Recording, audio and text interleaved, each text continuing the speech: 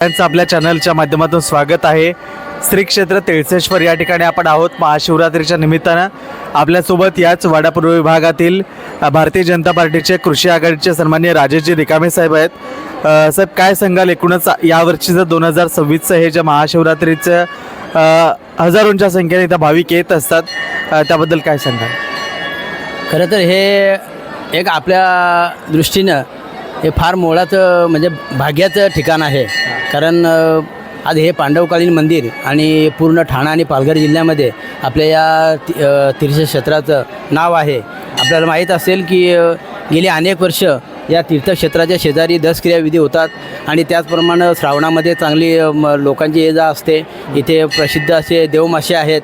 याच्यासाठी दूरवरून इथे सर्व भाविक येत असतात। हजारोचे नाही तर लाखोच्या संख्येने इथे भाविक येत असतात।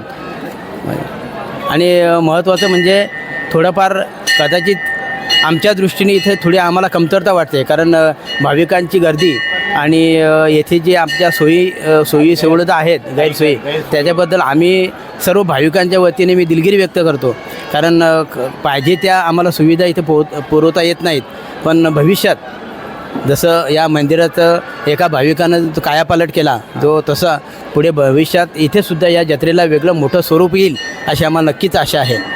नक्कीच, जेव्हा म्हणजे याच विभागातले आपण आहेत आणि तुम्ही जेव्हा लहान असाल तेव्हा तुम्हाला हे यात्रा आठवते का की कशा पद्धतीने? तेव्हा हो नक्की आठवते। कारण त्यावेळेसची जत्रा ही बैलगाडीची जत्रा असायची। कारण जरी हजारोच्या संख्येने इथे शेजारी बैलगाड्याचा मुक्काम असायचा। आम्ही खास करून येथे बर्फी खाण्यासाठी यायचो। बर्फी आणि तो आपण उडवतो तो अबुक दुबुक चेंडू। आणि त्यावेळेसची जत्रा म्हणजे ही 10 ते 20 रुपयाची जत्रा असायची। आता ही 10 ते 20 हजाराची जत्रा झाली। म्हणजे कालांतराने याच्यामध्ये बदल होत गेला आणि खरंच ती जत्रा आणि आता ती जत्रा याच्यात आपण खरंच खूप साम्य आहे। धन्यवाद। आपण राजेशजी रिकामे साहेबांशी संवाद साधला। एकदा मी सर्व शुभेच्छा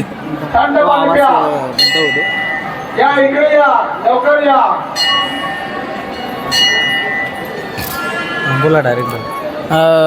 मी या वाडा पूर्व विभागाच्या वतीने म्हणजे एक पक्षाचं नाही पण एक सामाजिक बांधिलकी या नात्याने मी या सर्व उपस्थित भाविकांना मनपूर्वक शुभेच्छा देतो। आपण इथे आलात, आमच्या जत्रेचं स्वरूप वाढवलं किंवा आम्हाला या जत्रेला शोभा आणून दिली त्याबद्दल सर्व भाविकांचे मनपूर्वक आभार मानतो आणि सर्वांना शुभेच्छा देतो। आणि काही कमतरता असेल तर त्याबद्दल आम्ही दिलगिरी व्यक्त करतो।